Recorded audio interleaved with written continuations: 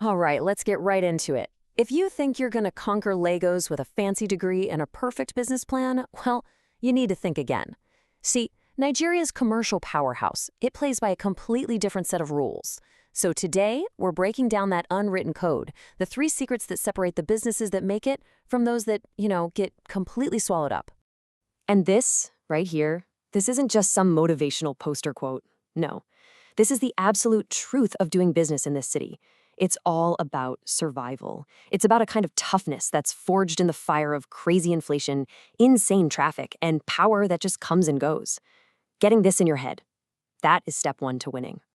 So here's the game plan. First, we'll talk about why Legos is just a different kind of animal. Then, we're going to unpack the three big survival secrets: how you find money when banks won't help, where your real shop is located, and how you beat the biggest infrastructure headache of them all. And then at the end, we'll get to the real verdict on what it actually takes to make it. Let's just be real for a second. In Legos, chaos is just another Tuesday.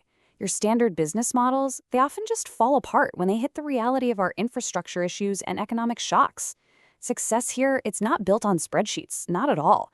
It's built on a smart mix of old-school community ties, some really ruthless financial logic, and being super quick on your feet with digital tools. Okay, so secret number one. How do entrepreneurs get over that first massive hurdle? Money. Well, you can just forget about walking into a bank for a loan. The real answer is this incredibly powerful, age-old community system that basically works like the world's biggest and honestly most effective informal startup incubator. It's called Igba Boy. And listen, this is so much more than a training program. It's a deep, life-changing mentorship. An apprentice, they call them Nwa Boy, literally lives and works with their boss, the Oga. They learn everything: supply chains, how to negotiate, but maybe most importantly, they learn discipline and integrity. This whole journey, it's like a multi-year trust exercise. It starts with the simple stuff, but slowly the apprentice gets more responsibility until they're running huge parts of the business. And that final step, the settlement, that's the magic moment. The Oga literally sets them up in business, turning them into a competitor, but also a collaborator, and the next Oga in this incredible cycle. And please, don't think this is just some pocket money. We're talking about huge sums. Recently, there have been settlements of over 20 million naira given to a single apprentice, in cash and in goods. This isn't a loan with backbreaking interest. No, this is homegrown venture capital, earned through years of pure loyalty and sweat. It's way more accessible and, you know what? Way more effective than any bank could ever be. So if you've solved your money problem with community, what's the next big thing trying to take you down? Oh yeah, the insane cost of rent. And that brings us to secret number two. The smartest business owners in Lagos have figured out that their location isn't a physical building, it's how visible they are online. Just look at these numbers. It's wild. The average rent for a tiny shop in Lekki Phase 1 can be 6 million naira a year. And that's before you pay for power, service charges, everything else. But a cloud shop, run from home? You trade that massive cost for a much smaller, manageable budget for things like social media ads and dispatch riders. It's a brutal, but absolutely necessary survival move. Okay, but this brings up the big question, the millionaire question. In a country where online scams are everywhere, where what I ordered versus what I got is practically a national inside joke, how in the world do you get a stranger to send you their hard-earned money when you don't even have a physical shop they can visit? Right, the answer is you have to build trust on a personal level. You have to show your face, post videos of yourself, packing orders, talking about your products. You have to share screenshots of happy customer chats. You've got to encourage what they call user-generated content, or UGC, because a post from a happy customer is worth 10 times more than your best ad. And for bigger ticket items, you offer escrow services. It just takes all the risk away for the buyer. So here's the bottom line. Your headquarters, your HQ, it's not a building anymore. It's an app, and that app is WhatsApp. It's not just for chatting with family. It's your sales floor, your marketing team, and your customer service desk, all in one. That daily WhatsApp status update, that's your new shop window.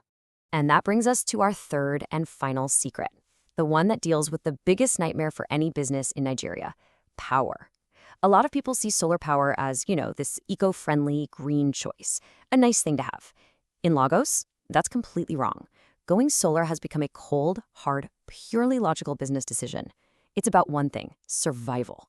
I mean, the numbers don't lie. They're actually pretty brutal. Just look at a standard 5 kVA system over 10 years. If you stick with a petrol generator, you're going to spend over 19 million naira on fuel, repairs, and replacements. A solar system? Just over 5 million. That's a net saving of 14 million naira. When you see it laid out like that, it's not even a choice, is it? It's just simple economics. And honestly, it's about more than just the money. The generator life is a life of constant stress. The noise, the fumes, hunting for fuel, waiting for the mechanic, it's exhausting. But the solar life, it gives you predictability. It gives you peace. Your costs are fixed, your power is stable, and it's silent. You can actually focus on your business instead of just trying to keep the lights on. So, we've looked at the 3 big secrets: getting capital from your community, building your shop front in the cloud, and hacking the power grid. Now, let's pull it all together.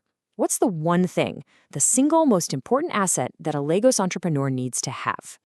Let's just quickly recap. The money problem? It's not solved by a bank. It's solved by community. The sales problem? It's not solved with a fancy store. It's solved by building real personal trust online. The power problem?